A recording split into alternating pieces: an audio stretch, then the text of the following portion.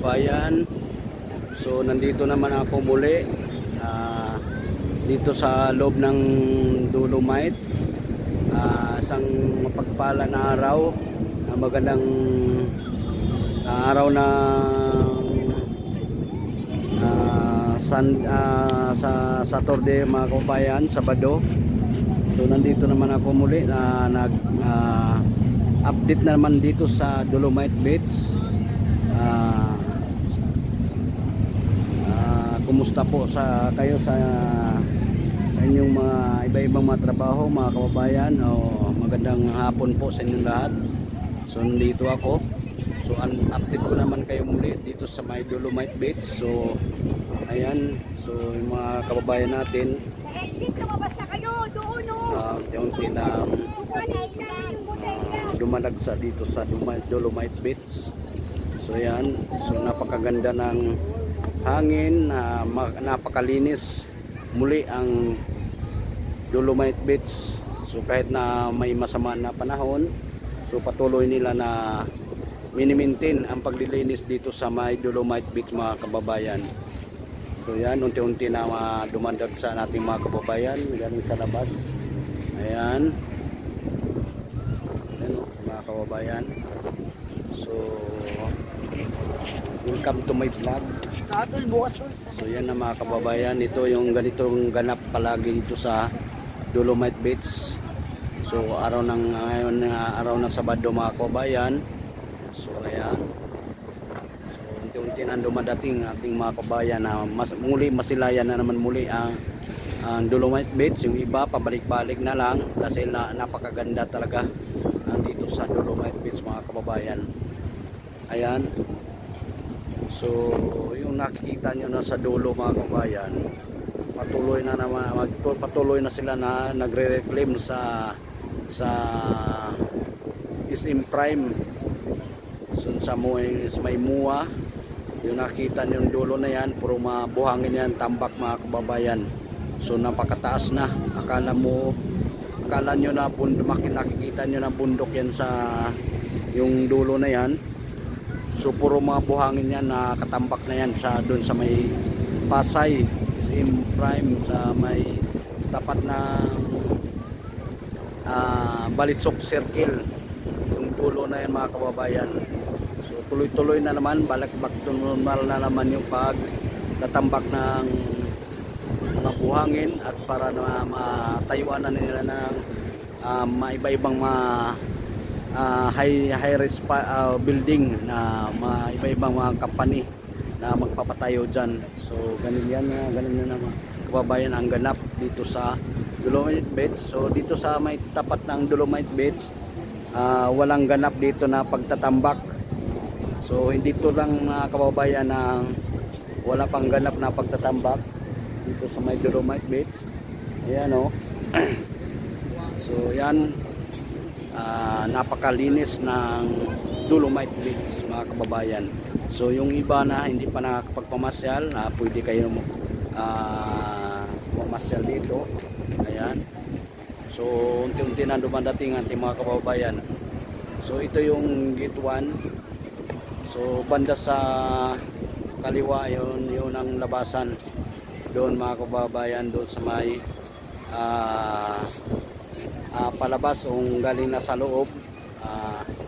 Pwede na doon sa banda sa kaliwa ang labasan. Ayun nakalagay ng araw na this exit this way. So ito yung papasok dito sa may Dolomite Beach. So shout out po sa mga kababayan all over the world, sa mga ating mga Luzon, Visayas, Mindanao, ating mga shout out po sa ating mga bayani, mga imigran, mga iba-ibang mga profesional.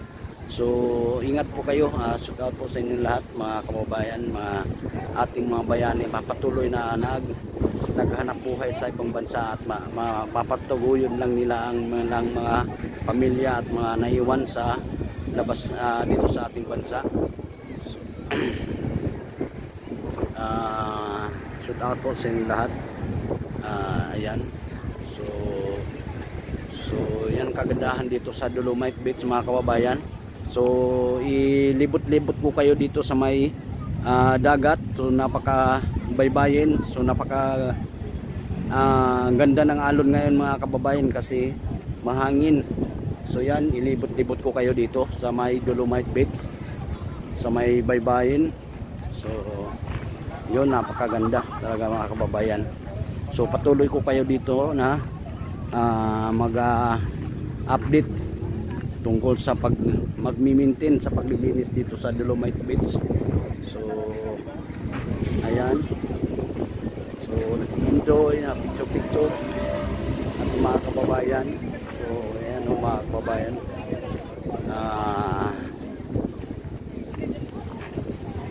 ayan, so marami dito na water lily mga kababayan na papadpad. So talagang marami talagang dito. So ayan, so ayan mga kababayan, grabe. Kita nyo naman, dami mga water lily. So ganito pa kababayan na sa daming napapadpad na water lily. Ito ang nagpipresyo dito sa may baybayin mga kababayan. Dito talaga naanod yung mga water lily. So ganun pa man, mabilis lang tumatanggal. So hindi na pananda na tanggal ngayon kasi marami pa talagang mga napapadpad na iba-ibang mga water lily.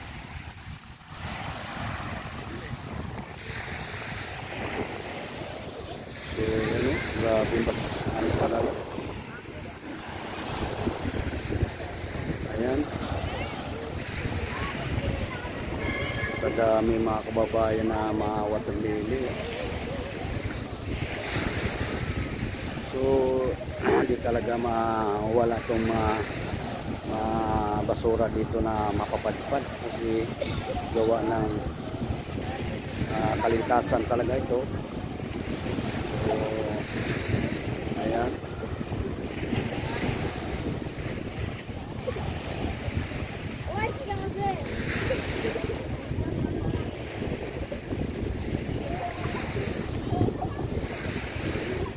yung basura kababayan, water lily ang nakikita natin. So maraming hindi mga kawayan.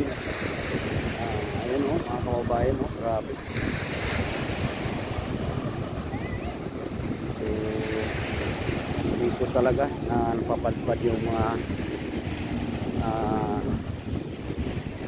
water lily at mga basura.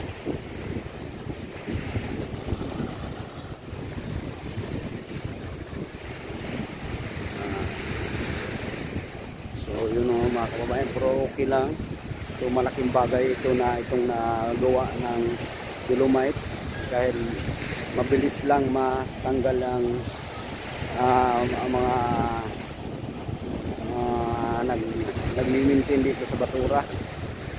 Mabilis lang ito matanggal mga kababayan, wala tayong problema. So malaking bagay ito dahil madali lang pulutin yung basura na dito na padpadpad. Hindi katulad dati na hirap talaga na kuhanin dahil napakalalim ang dagat. So ngayon na napakaganda ng simoy ng hangin dito. So hindi na mabaho. So malanghap natin dito mga kababayan yung dagat na. Hindi katulad dati na burak talaga yung maraming langhap natin. So yan o. Ayan o. So yan. Shout out po sa mga ating mga bayani, mga OFW, sa mga kamag-anak ko din sa ibang bansa. Kapatid ng asawa ko nasa Saudi, Nida, Lungkop, sa Hong Kong, shout out po. Shout out kay Mari po dyan sa Hong Kong, si Rosalie Ipis. So at marami pang iba yung mga kamag-anak ko na patuloy na naghanap buhay, na maitaguyod ng nila ang mga naiwan nila mga pamilya, mga anak. So patuloy sila na nagtatrabaho. Shout out to sa ating mga bayani lahat sa Luzon, sa over the world, sa ating bansa, labas ng ating bansa. Wala pa akong barya eh. Papalit pa ako. So yan. Yung mga kababayan na kabataan, kahos sa buhay, talagang di may iwasan talaga na may manghingi na hira, kahit barya lang mabigyan, makahingi na sila mga kababayan. So ganun talaga kahirap dito sa ating bansa, pero hindi naman lahat mga kababayan na mahirap. Marami din ditong mga mayaman. So talagang may mahirap, may mayaman talaga. So hindi maiwasan, sinasabi sa ating mga politiko na balang araw na pantay-pantay, mahirap at saka mayaman. So kayo nang maghusga mga kababayan. So mga sinasabi nila, mga pangako. So ganun pa naman. So talagang mayroon talaga ang mga politiko na pangako muna bago sarili nila. Yan. So yan mga kababayan. So anong masasabi niyo dito mga kababayan? So dito banda mga kababayan, napakalinis. Puro talagang dito banda. So sa gawa ng masama talaga ng panahon. So ganito ang nangyayari talaga mga kababayan. Tuwing may masama ng panahon, ang napapadpad dito ang tambak ng basura. So ilang dekada na to mga kababayan, ganito pa rin. Kahit anong improve pala dito sa Manila Bay. So ganun pa rin talaga. Hindi natin natin mga kababayan na talaga mayroon pa talaga na nagtatapon ng basura. So yan ang ebidensya natin mga kababayan. So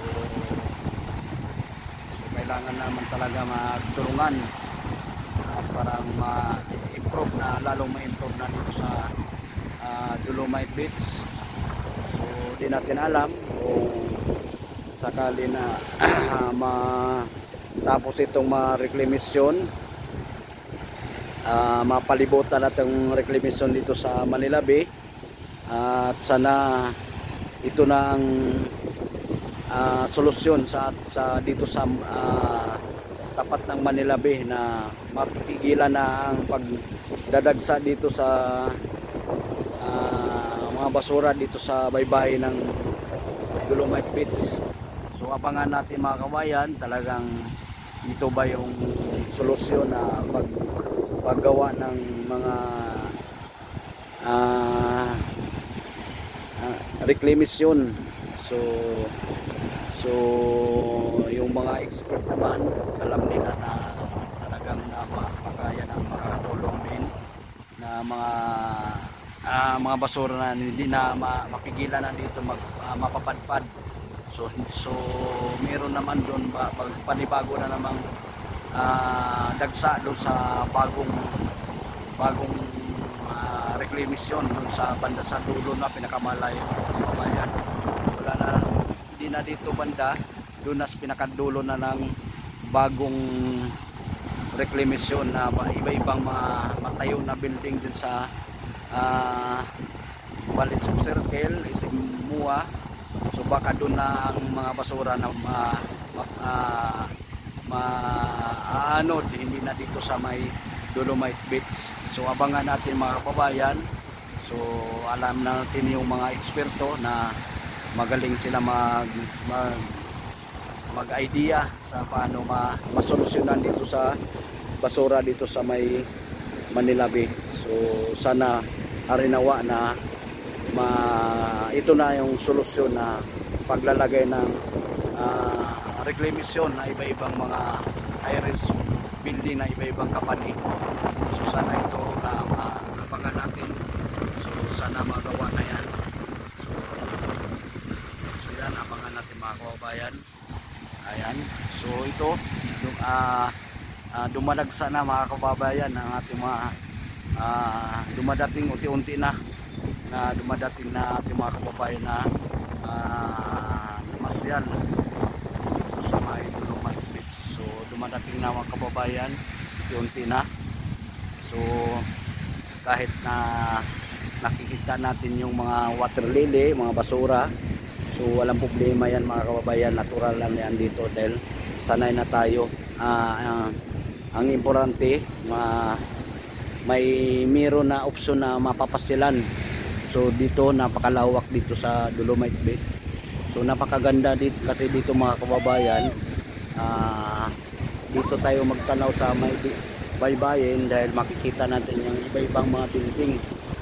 Kita niyo mga kababayan, para tayo nasa ibang bansa. Napaka malaking bagay ito mga kababayan na nagawa itong Dolomite Beach. So yan. So muli maraming salamat po sa inyo lahat. Pasalamat ako muli sa aking mga taga-suporta, lalo na sa mga patuloy na support pa sa akin. Sana tulungan nyo ako na pakisubscribe sa aking YouTube channel, Kaloy Duarte.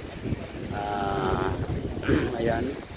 So enjoy lang tayo sa ating mga video. Sana huwag kayong magsawa sa papanood sa aking YouTube channel sa mga kababayan. So ingat po kayo palagi, lalo na sa ating mga bayani sa labas ng ating bansa. Ingat pa po kayo saan man kayo naroon. So palagi tayong mag-ingat. So huwag nating makalimutan na palagi tayong magdasal sa ating Panginoon na naway lagi tayong malakas ang ating pangangatawan at sana gabayan tayo palagi sa ating Panginoon. God bless you all sa inyo lahat. Magandang hapon po sa mga kababayan. Ako sa Visayas Mindanao. Mga kababayan. So, bye.